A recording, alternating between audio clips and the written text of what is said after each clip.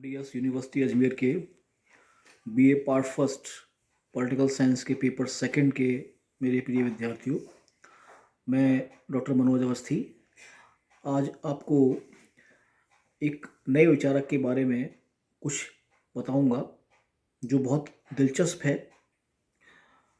परीक्षा की दृष्टि से और आपकी जानकारी की दृष्टि से बहुत महत्वपूर्ण है और इसमें मेरा भी कुछ स्वार्थ है और वो ये है कि जिसकी बात मैं आज करने जा रहा हूँ वो व्यक्तिगत रूप से मुझे बहुत पसंद है।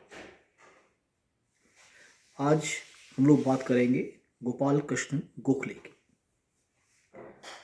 आपको ये नाम सुनकर कुछ याद आ रहा होगा, शायद नहीं, तो मैं अभी आपको क्लियर किए देता हूँ। महात्मा गांधी की 150वीं जयंती इस साल मनाई जा रही है, कार्यक्रम जारी हैं। ये वो शख्स है जिसको गांधी जी ने अपना राजनीतिक गुरु कहा है। तो जो राष्ट्रपिता का राजनीतिक गुरु हो उसके बारे में जानना समझना कितना रुचिकर होगा, आप और हम इसका अंदाज लगा सकते हैं। 1866 में जन्मे हैं। मैं इनका एक बहुत संक्षेप में ब्रीफ आपके सामने खींचता हूँ, फिर इनके पॉलिटिकल आइडियाज़ और विचारों पर आऊँगा। 1866 में महाराष्ट्र में एक ग्रामीण परिवार में जन्मे हैं। 13 बरस की उम्र में पिता को खो दिया है।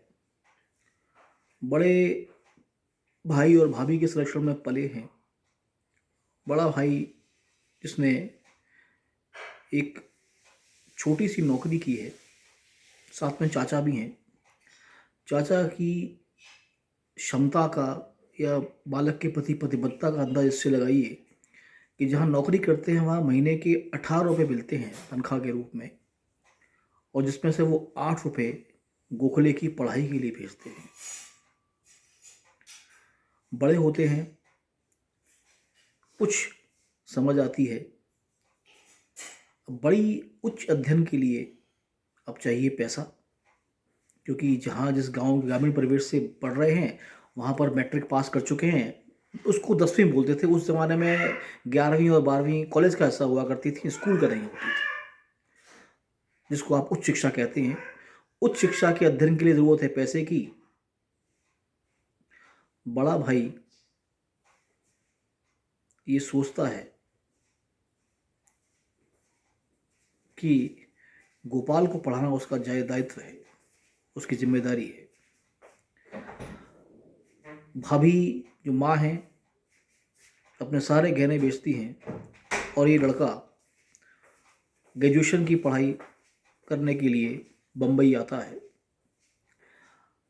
1884 में यानी कांग्रेस की स्थापना से एक साल पहले गोखले अपना ग्रेजुएशन पूरा करते हैं और वहाँ वो महादेव गोविंद रानडे, जो बम्बई उस समय प्रांत है, ब्रिटिश काल की हम बात कर रहे हैं, बम्बई प्रांत के एक जाने माने न्यायाधीश हैं, जज हैं, उनके संपर्क में आते हैं। रुचि अंग्रेजी में है, गणित के अंदर बेहद उस्ताद हैं, पढ़ते हैं लॉ, क्योंकि अब लगता है कि परिवार की जिम्मेदारियां बांटें। परिवार बहुत कुछ कर रहा है उनके लिए, वे भी कुछ परिवार के लिए करें। रानडे ने जब गोखले को पाया है तो एक वाक्य में गोखले की प्रतिभा और रानडे की स्थिति को आप अंदाज लगाएं कि ये कहा रानडे ने कि मेरे जीवन की यदि कोई संपदा है जो मैंने हासिल की है तो वो गोपाल कृष्ण गोखले है। आगे बढ़िए। 1889 में आप भारतीय राष्ट्रीय कांग्रेस के सदस्य बनते हैं 23 साल की उम्र में। और ध्यान रखें 1885 में कांग्रेस बनी है ना, किसी राह चलते छोटे मोटे आदमी को तो इसकी सदस्यता के बारे में सोचना भी बहुत बड़ा सपना हुआ करता था। 23 साल की उम्र में गोखले कांग्रेस के सदस्य बनते हैं 1889 में। और इससे बड़ी बात, 39 साल की उम्र में जब कांग्रेस का अधिवेशन हुआ है बनारस में, एट द एज ऑफ 39 जो व्यक्ति भारतीय राष्ट्रीय कांग्रेस का अध्यक्ष चुना गया हो, उसकी प्रतिभा का अंदाज आप लगा सकते हैं। ये मैं आपको आपकी सामान्य ज्ञान के लिए बता रहा हूँ। 1885 से लेकर आज तक कांग्रेस के जो सबसे युवा अध्यक्ष रहे हैं वो रहे हैं मौलाना अबुल कलाम आज़ाद, जो 35 साल की उम्र में कांग्रेस के अध्यक्ष बने थे। नंबर 2 पर गोपाल कृष्ण गोखले 39 साल की उम्र में। आप उस व्यक्ति की प्रतिभा का अंदाज लगाइए कि जिस व्यक्ति की मृत्यु पर लॉर्ड कर्जन, ये नाम आपने कई बार सुना होगा, आगे भी सुनेंगे, भारत पर औपनिवेशिक शासन के पंजे गाड़ का जो व्यक्ति बैठा था, जिसने भारतीय लोगों को भी इंसान नहीं माना, गोखले की मृत्यु पर उनका बयान था कि मैं अपने जीवन में इतने ज़्यादा संसदीय प्रतिभा के धनी व्यक्ति से कभी नहीं मिला। ये गोपाल कृष्ण गोखले हैं। और गोखले ये खुद के लिए कहते हैं कि मेरे जीवन में जिन 3 लोगों से मैं सबसे ज़्यादा प्रभावित हुआ वो दादा भाई नौरोजी, महादेव गोविंद रानडे और तीसरे मोहनदास गांधी। आप इस बात से अंदाजा लगा सकते हैं कि हम किस प्रतिभा के बारे में अब पढ़ने जा रहे हैं। गोखले उदारवादी हैं। तो आज हम बात करते हैं उनके राजनीतिक विचारों की, उसमें कुछ बिंदु लेंगे। पहला बिंदु उनका ये है कि गोखले उदारवादी विचारक हैं, कांग्रेस के शुरुआती दौर से जुड़े हैं और ब्रिटिश शासन को वरदान मानते हैं। ये पहला बिंदु है उनके राजनीतिक विचारों में। भारत के लिए ब्रिटिश शासन को एक वरदान मानते हैं। अब ये चीज़ आपको अजीब लग रही होगी, पर यदि आप यथार्थवादी दृष्टिकोण से देखें तो आप पाएंगे कि उस समय के जो हालात थे, उस समय जो परिस्थितियां थीं, उनमें चाहते या ना चाहते हुए ब्रिटिश गवर्नमेंट ने कुछ काम ठीक किए थे। जैसे उसने देश को एकता के सूत्र में बांधा था। ये बात मैं आपसे अपने पिछले लेक्चर में शायद कभी कर चुका हूँ या आगे भी रिपीट करूँगा कि मुगल साम्राज्य के पतन के बाद भारत में कोई एकीकृत केंद्रीकृत सत्ता नहीं रही जिसने पूरे देश को एकता के सूत्र में बांधा हो। 1707 में औरंगजेब की मृत्यु के बाद ये ब्रिटिशर्स ही थे जिन्होंने भारत को एकता के सूत्र में बांधा। भले उनका उद्देश्य औपनिवेशिक था, मैं उस पर नहीं जा रहा, लेकिन हाँ, देश को वो एक राजनीतिक एकता के सूत्र में बांध पाए थे, इसमें कोई दो राय नहीं है।